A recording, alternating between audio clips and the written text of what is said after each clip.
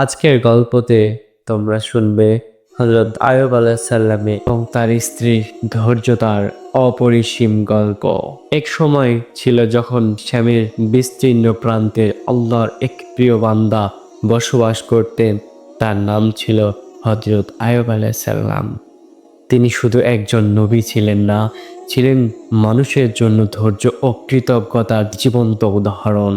আল্লাহ যাকে দিয়েছিলেন সব কিছু, অগণিত সম্পদ, উর্বর জমি, সুস্থ শরীর, বহু সন্তান এবং সর্বোপরি এক বিশ্বস্ত প্রেমময় স্ত্রী যার নাম ছিল রাহমা রাদিয়াল্লাহু আনহু, হঠাৎই তাদের জীবনে নেমে এলো এক পরীক্ষা, এক দুর্বিষয় সময় যখন তাদেরকে সবাই ছেড়ে গিয়েছিল।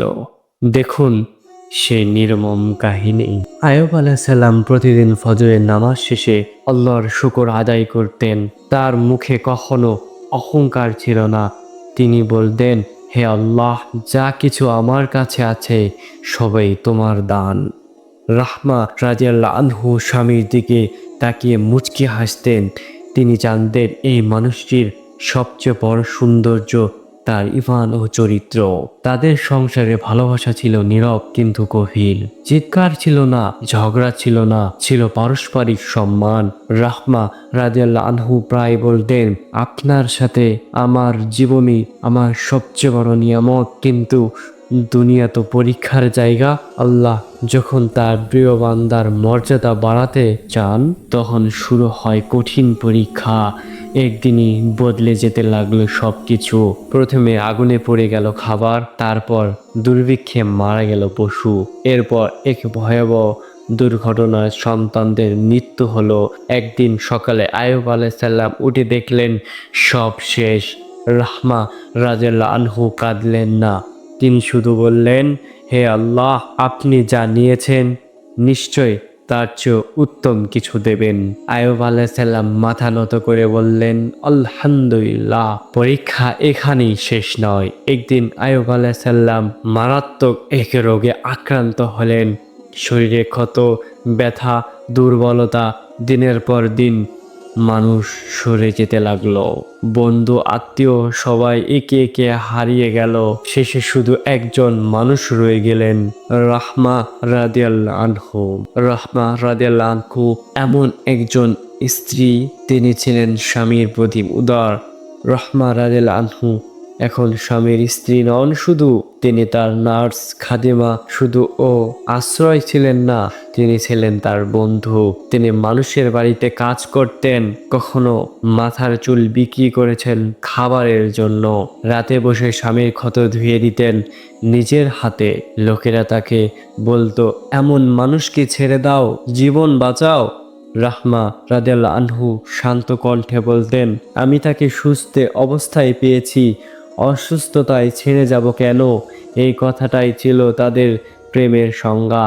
আইয়ুব আলাইহিস সালাম স্ত্রীর কষ্ট দেখে কাঁদতেন কিন্তু অভিযোগ করতেন না। তিনি শুধু বলতেন, হে আল্লাহ, আমার স্ত্রীকে উত্তম প্রতিদান দিও। বছরের পর বছর কেটে গেল, রোগ দীর্ঘ হলো, কষ্ট গভীর হলো। তবু আইয়ুব আলাইহিস সালাম একদিনও বলেননি, কেন আমার সাথে এমন হলো। একদিন বহু বছর পর তিনি শুধু এতটুকু বললেন, হে আমার রব, আমাকে কষ্ট স্পর্শ করেছে আর তুমি তো পরম দয়ালু। এই দোয়াই ছিল না অভিযোগ, ছিল না দাবি, ছিল শুধু ভরসা। সেই রাত ছিল অদ্ভুতভাবে নীরব। আকাশে তারা ছিল, কিন্তু যেন প্রতিটি তারা সাক্ষী ছিল এক মহান ধৈর্যের। হযরত আইয়ুব আলাইহিস সালাম দোয়া করে চুপচাপ শুয়ে পড়লেন। তিনি জানতেন না এই দোয়াই তার জীবনের মোড় ঘুরিয়ে দেবে। রাহমা রাদিয়াল্লাহু আনহু স্বামীর পাশে বসে ক্ষত পরিষ্কার করছিলেন। চোখে ছিল ক্লান্তি, কিন্তু মুখে ছিল না বিরক্তির ছায়া। তিনি মনে মনে বললেন, হে আল্লাহ, আমার স্বামীকে তুমি যেমন রেখেছ আমি তাতেই সন্তুষ্ট। ঠিক তখনই আল্লাহর পক্ষ থেকে এলো নির্দেশ। হযরত আইয়ুব আলাইহিস সালাম শুনতে পেলেন এক ঐশী আদেশ, তোমার পা জমিনে আঘাত করো। তিনি ছিলেন দুর্বল, শরীরে শক্তি ছিল না, তবু আল্লাহর হুকুমে মানতে এক মুহূর্তে দাঁড়িয়ে পড়লেন এবং দেরি করলেন না। তিনি মাটিতে পা রাখলেন। হঠাৎ করে মাটির নিচ থেকে বেরিয়ে এলো এক স্বচ্ছ পানির ঝর্ণা। ঝর্ণার পানি ছিল অদ্ভুত শান্তিতে ভরা। আল্লাহর পক্ষ থেকে বলা হলো, এই পানি দিয়ে গোসল করো এবং পান করো। আয়ুব আলাইহিস সালাম সে পানি দিয়ে গোসল করলেন, তারপর এক চুমুক পান করলেন। আর ঠিক তখনই যে শরীর ছিল ক্ষতবিক্ষত সে শরীর সুস্থ হয়ে উঠলেন। যে শরীর ছিল দুর্বল সে শরীরে শক্তি ফিরে এসলো। যে শরীর আবার সুস্থ হয়ে উঠতে লাগলো। চামড়া পরিষ্কার হলো, ব্যথা মিলে গেল, শক্তি ফিরে এলো। রাহমা রাদিয়াল্লাহু আনহু তখন একটু দূরে খাবারের সন্ধানে গিয়েছিলেন। তিনি যা দেখলেন তা বিশ্বাস করতে পারলেন না। তার সামনে দাঁড়িয়েছিলেন এক সুদর্শন সুস্থ পুরুষ, শরীরে কোনো ক্ষত নেই, চেহারায় আলো। তিনি ভয়ে বললেন, আপনি আপনি কে? হযরত আইয়ুব আলাইহিস সালাম মুচকি হাসলেন, বললেন, রাহমা, আমি তোমারই আইয়ুব। এই কথা শুনে রাহমা রাদিয়াল্লাহু আনহু অজ্ঞান হয়ে পড়লেন। তারপর জ্ঞান ফিরে এসে কান্নায় ভেঙে পড়লেন। তিনি বললেন, হে আল্লাহ, তুমি সত্যি দয়ালু। আল্লাহ শুধু আইয়ুব আলাইহিস সালামকে সুস্থ করেননি, তিনি ফিরিয়ে দিলেন দ্বিগুণ সম্পদ, সন্তান, সম্মান এবং মানুষের ভালোবাসা। যারা এক সময় দূরে সরে গিয়েছিল তারা আবার ফিরে এলো। কিন্তু এবার আইয়ুব আলাইহিস সালামের হৃদয় বদলে গিয়েছিল।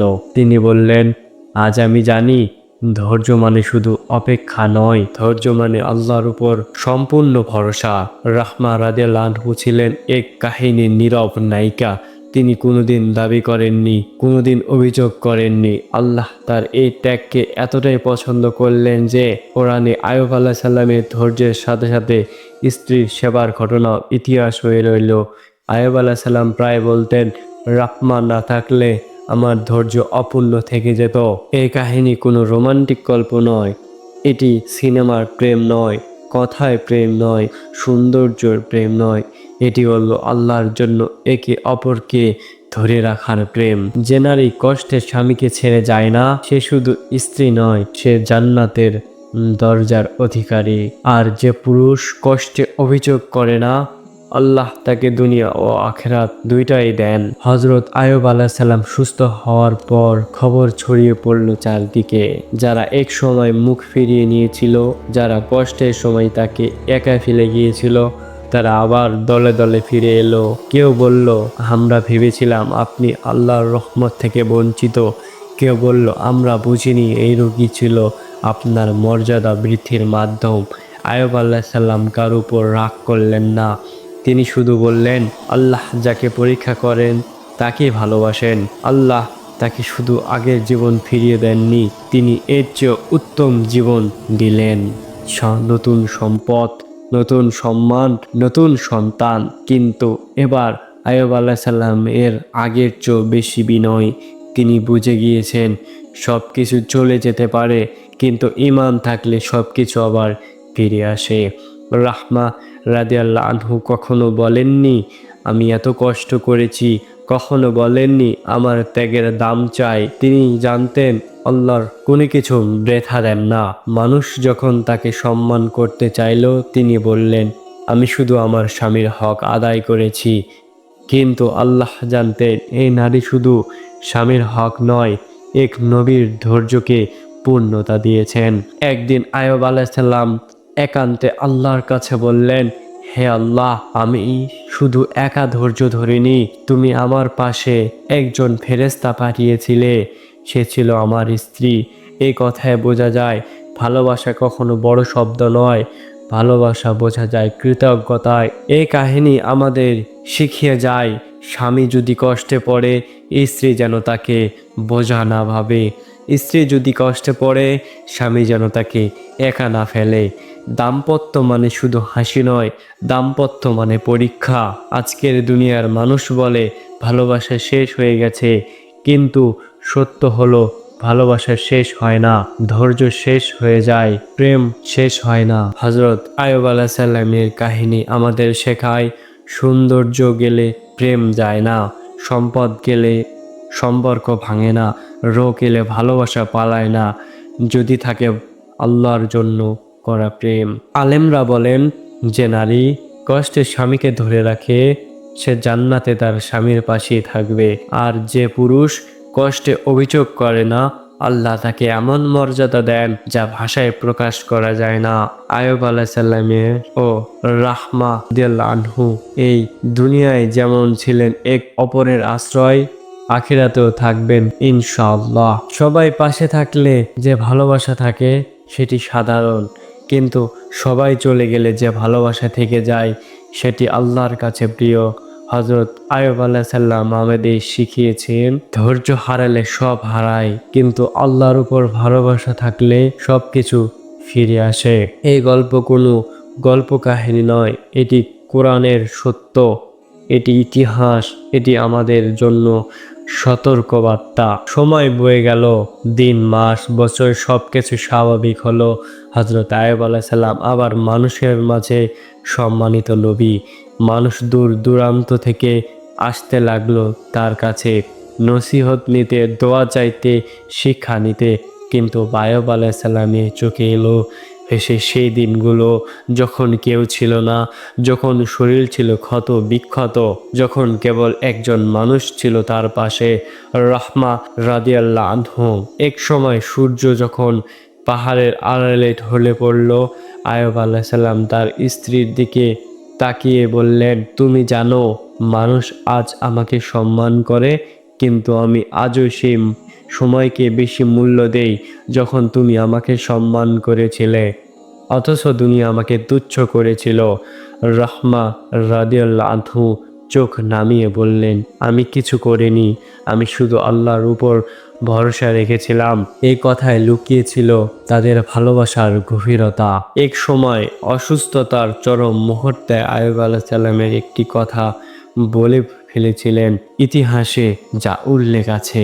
তিনি মনে মনে প্রতিজ্ঞা করেছিলেন, যদি আল্লাহ তাকে সুস্থ করেন তবে কোনো একটি বিষয়ে স্ত্রীর প্রতি কঠোর হবেন। কিন্তু সুস্থ হওয়ার পর তিনি বুঝলেন এই নারী তো কেবল ত্যাগই করেছে। তিনি ভেঙে পড়লেন। আল্লাহ তখন তার দয়ায় কোরআনে নির্দেশ দিলেন, এক মুঠো ঘাস নিয়ে হালকা আঘাত করো, যেন তোমার শপথ পূরণ হয় আর স্ত্রীর কষ্ট না পায়। এটি ছিল আল্লাহর পক্ষ থেকে রাহমা রাদিয়াল্লাহু আনহু এর প্রতি এক সম্মান।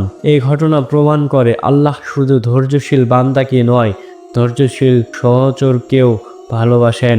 রাহমা রাদিয়াল্লাহু আনহু এর নাম কোরআনে না থাকলেও তার ত্যাগ কোরআনে আয়াতের মাঝে অমর হয়ে আছে।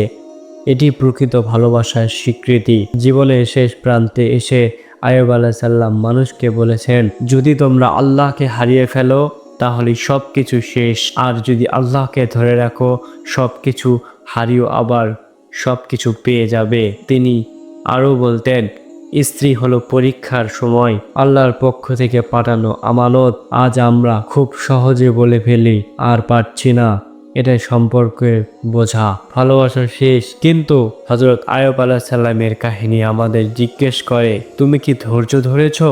তুমি কি আল্লাহর উপর ভরসা রেখেছ? তুমি কি শুধু সুখের সঙ্গী ছিলে, না কষ্টেরও? ভালোবাসা টিকে থাকে ত্যাগে, কথায় নয়। যে নারী স্বামীর কষ্টে তাকে ছেড়ে যায় না, সে শুধু স্ত্রী নয়, সে আল্লাহর কাছে প্রিয় পরীক্ষায় উত্তীর্ণ এক বান্দি। আর যে পুরুষ কষ্টে অভিযোগ করে না, আল্লাহ তাকে এমন মর্যাদা দেন যার তুলনা নেই। হযরত আয়ুব আলাইহিস সালাম ও রাহমা রাদিয়াল্লাহু আনহু আমাদের শিখিয়ে গেছেন, দাম্পত্য মানে একে অপরকে জান্নাতের পথে টেনে নেওয়া। এই অংশটি আমাদের ভিডিওর জন্য শেষ। সবাই পাশে থাকলে যে ভালোবাসা থাকে সেটি সহজ, কিন্তু যখন শরীর ভেঙে যায়, সম্মান হারিয়ে যায়, দুনিয়া মুখ ফিরিয়ে নেয়, তখন সে ভালোবাসা থাকে যে ভালোবাসা অপরিসীম এক নিদর্শন হয়ে বেঁচে থাকে। সেটি হযরত আয়ুব আলাইহিস সালামের ভালোবাসা, সেটি আল্লাহর প্রিয়। এই গল্প শুধু শোনার জন্য নয় আমার প্রিয় বন্ধুগণ, এই গল্প বাঁচার জন্য। আসুন একটি দোয়া করি, হে আল্লাহ আমাদেরকে আয়ুব আলাইহিস সালামের মতো ধৈর্য দান করুন, আর রাহমা রাদিয়াল্লাহু আনহু এর মতো নিঃশর্ত ভালোবাসা দান করুন। আমিন।